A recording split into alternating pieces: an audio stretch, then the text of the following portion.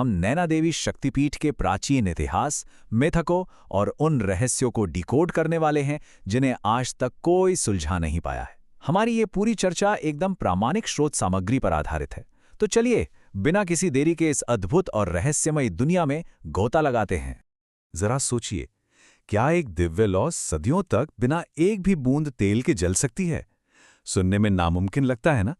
लेकिन शिवालिक की पहाड़ियों में बहुत ऊंचाई पर स्थित ये मंदिर एक ऐसी ही अखंड ज्योति का घर है। और कमाल की बात यह है कि ये तो बस शुरुआत है। यहाँ ऐसे कई चमत्कार हैं जो विज्ञान की भी समझ से परे हैं। इस पूरी चर्चा को हमने 5 मुख्य हिस्सों में बांटा है। पहला, दिव्य शक्तिपीठ। दूसरा, दोहरी पौराणिक कथाएं। तीसरा, किंवदंतियां व इतिहास। चौथा, चमत्कार और रहस्य। और पांचवा, यहाँ की अनूठी पूजा पद्धतियां। तो चलिए, पहले हिस्से की ओर बढ़ते हैं। दिव्य शक्तिपीठ और नैना देवी का आध्यात्मिक महत्व। ये मंदिर हिमाचल प्रदेश के बिलासपुर जिले में काफी ऊंचाई पर बना है। और सच मानिए, ये कोई साधारण जगह नहीं है, बल्कि आस्था का एक बेहद जागृत केंद्र है। इसका इतना ज्यादा महत्व इसलिए है क्योंकि ये भारत के 51 पवित्र शक्तिपीठों में से एक है। उत्तर भारत की मशहूर नवदुर्गा तीर्थ यात्रा का ये छठा और बहुत ही खास पड़ाव माना जाता है, जहां आना अपने आप में एक बहुत बड़ी बात है। अब आते हैं दूसरे हिस्से पर, दोहरी पौराणिक कथाएं। आखिर इस मंदिर का नाम नैना देवी पड़ा कैसे? दिलचस्प बात यह है कि इसके नाम के पीछे 2 बिल्कुल अलग-अलग कहानियां हैं।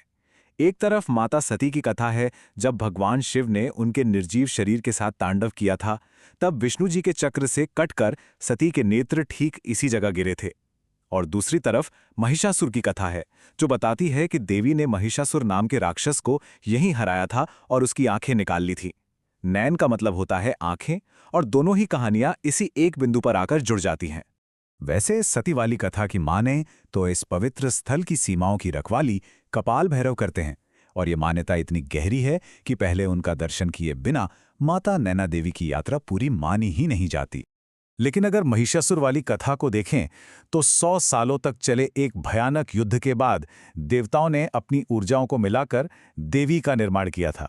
शिव के तेज से उनका मुख बना, विष्णु से भुजाएं, ब्रह्मा से चरण, यमराज से केश और इंद्र के तेज से कमर का हिस्सा। मतलब हर देवता ने इस महाशक्ति को बनाने में अपना सबसे अहम हिस्सा दिया था। खैर, अब रुक करते हैं तीसरे हिस्से का, किंवदंतियां और इतिहास। ब्रह्मांडीय मिथकों से अलग ये वो जगह है जहां आस्था और इंसानी इतिहास का आमना सामना होता है। यहाँ का ऐतिहासिक सफर भी बड़ा रोचक है। नैना गुर्जर नाम